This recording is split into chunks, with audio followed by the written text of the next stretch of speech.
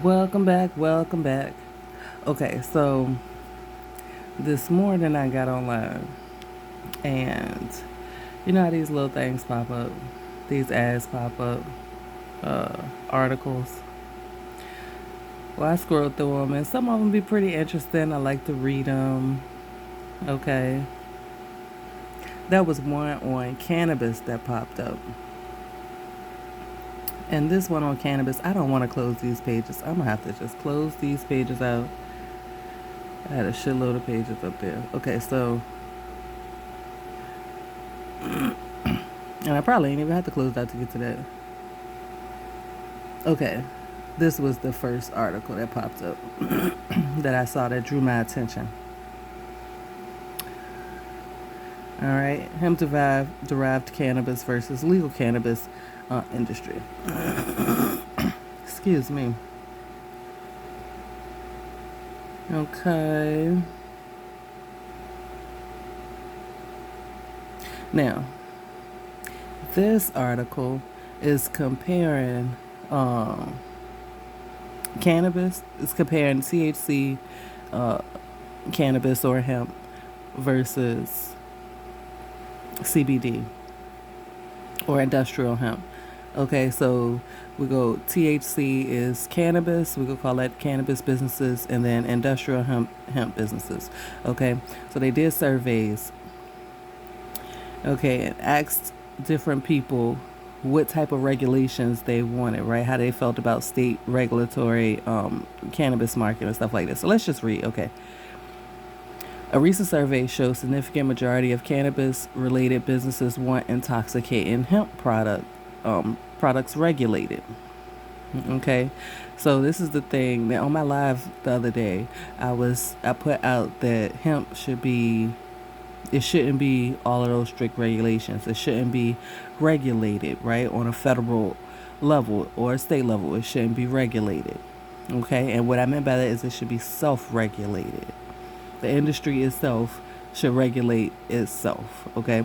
Because that is part of the problem. That's what I identify as part of the problem with in legal states and on a federal level. Is holding back the industry and the benefits from cannabis from being used, right? And people being able to take advantage of those benefits. Okay, so this article is saying that people want regulations just like on the state level. Okay? But it's not the same for those who are profiting from it. Okay. Nearly half of hemp businesses express a desire for regulatory oversight on intoxicating hemp derived cannabinoids. 80% of cannabis businesses and 46% of hemp businesses have indicated these products should be regulated in the same way as state legal cannabis markets. This, according to a report by Cannabis Business Times. And now, right here, what I know, what I've seen, and I'm going to leave that up to you to look up and go and check out. But 80% of cannabis businesses, right? They say 80% of cannabis businesses, they're talking about state legal businesses. That means the businesses in the states where it's legal that actually have licenses, right? That was given to them from the state. Most of those businesses are big businesses. They are not small local businesses. Okay, some of them may be small local names or faces, but they are funded and controlled by major investors, by big businesses. Okay, for instance, in California, when you look up the interviews and the issues that the people have been having since it's been regulated, they are saying that it was a mistake. They are letting you know that it is some major issues with regulations that is causing their businesses to struggle and fail. Most of them aren't even making profit, okay? And those that are barely making profit. Those that are profiting most are big businesses, and many of them wasn't even in the cannabis industry before. There are corporations that was involved in other stuff that saw an opportunity in cannabis and decided to pour their money into it. people that had the money to influence regulations and to hold out until those local businesses that was run by the ambitious people who fought for the legalization of it, until they ran out of business. And these big businesses started dominating, and they started investing in the small, big bake take little bake. They started investing in the smaller businesses. So while some of the smaller businesses have small faces, have faces of local individuals, they are run, financed, controlled by major corporations. Those that are not are struggling. And they put it out there, not just in California, but in different states too. Okay? So, and they're saying, of course, they say they want state legal cannabis because they're the ones that's pouring the money in it and regulating it. I'm saying if it's if it's self-regulated, if the cannabis/hemp industries are self-regulated, then the people will regulate the businesses. The people will get it in check. Businesses that are self-regulated do better. Okay, this research says light on the growing divide between cannabis and hemp industries regarding the regulation of intoxicating cannabinoids like Delta 8 and Delta 9. The survey reveals a complex landscape where opinions on regulations vary significantly. Opinions on regulations vary significantly, but 80% of cannabis. Okay.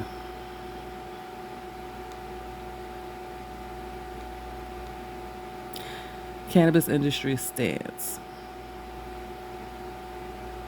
According to a survey, 80% of state legal cannabis businesses say intoxicating hemp-derived cannabinoids should be regulated similarly to cannabis products. 67% say these cannabinoids confuse consumers. Over and over again, they say that people are dumb. They're telling people they're dumb. This is why I say, N of one, do your self-study and take back control of your power.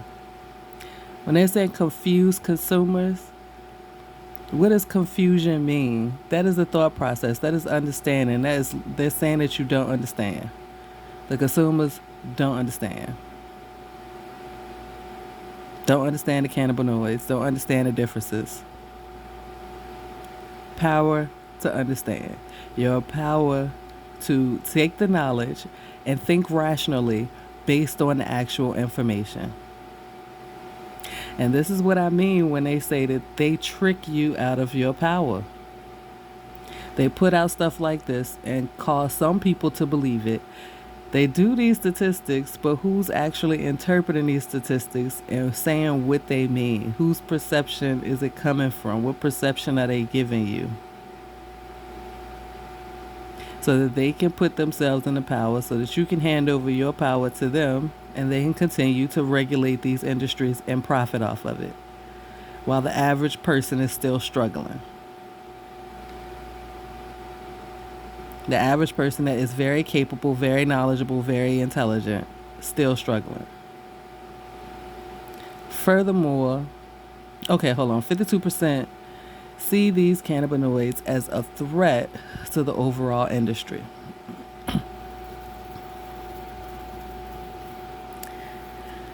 %50 see these cannabinoids as a threat. Cannabinoids and hemp as a threat to the overall hemp industry. Lack of regulation leads to consumer confusion and pose a threat to the industry's integrity. So what they're saying is that you can't self-regulate. It's going to be too many people that's getting high, and it's going to hurt stuff. They saying if it's no regulations, the too many people gonna be growing weed. They ain't gonna be doing nothing with it but getting high. And everybody gonna be fucked up and dumb. and that it's gonna hurt the industry. That is BS. That is such total BS, and that is the same BS, the same lies that led to it being illegal in the first place.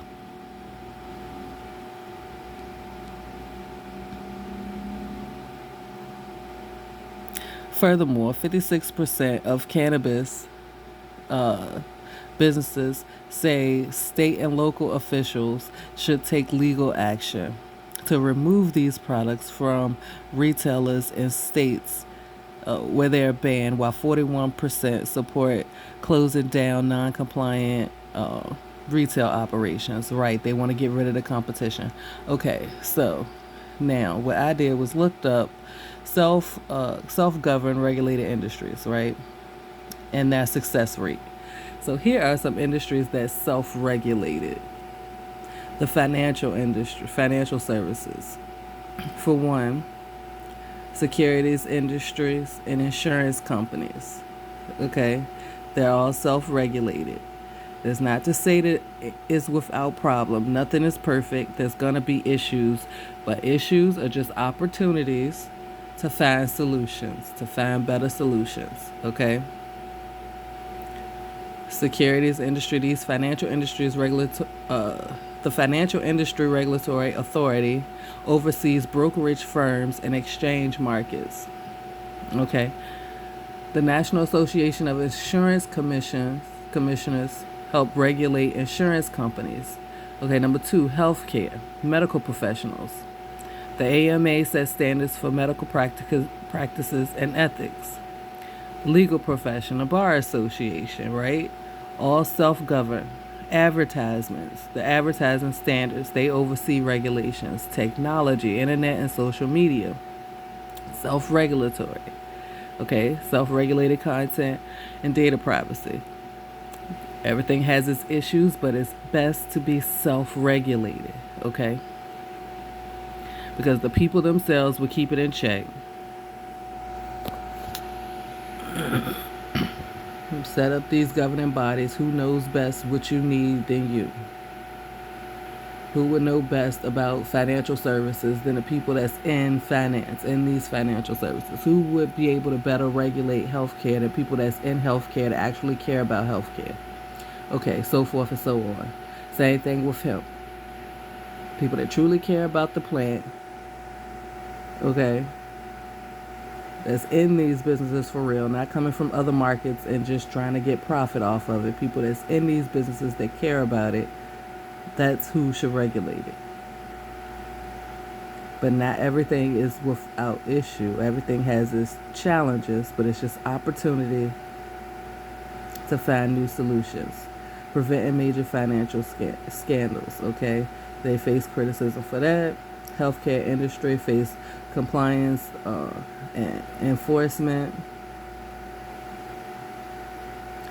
Legal professions.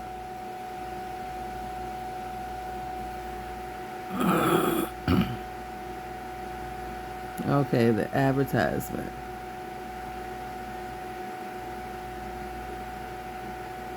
Technology. So that means that we have an opportunity to deal with the enforcement part of it, right? Enforcement and integrity part, to make sure that that's solid. Okay. But it should actually be self-governed. These also are the top professions, the top paying professions. That means that they are successful. They are able to go and thrive. Okay. Healthcare, finance, insurance. When you look up the top professions, these will be the top ones. Technology. They're all self-governed. Hemp is struggling. Hemp is not self-governed right now. People in hemp businesses are struggling. So here was the next one, the next article that I saw. And I got 4 minutes left on my thing before this video cut off. So I'm going to try to go as fast as possible, but be as clear as possible. This next one, psychology reveals personality traits that lead to power.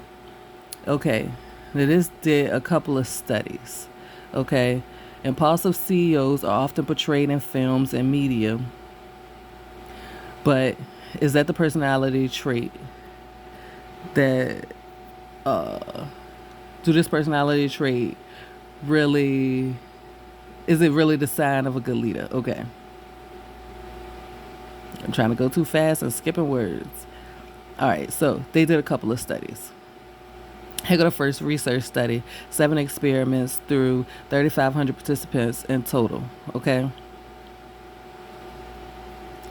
Now, they was asked about self control and goals, right? And weight setting. So they're like the people who set weight loss goals and don't reach those weight loss goals. Say that like they go cut out sugar, they go cut out all sugar and sweets, and then they relapse.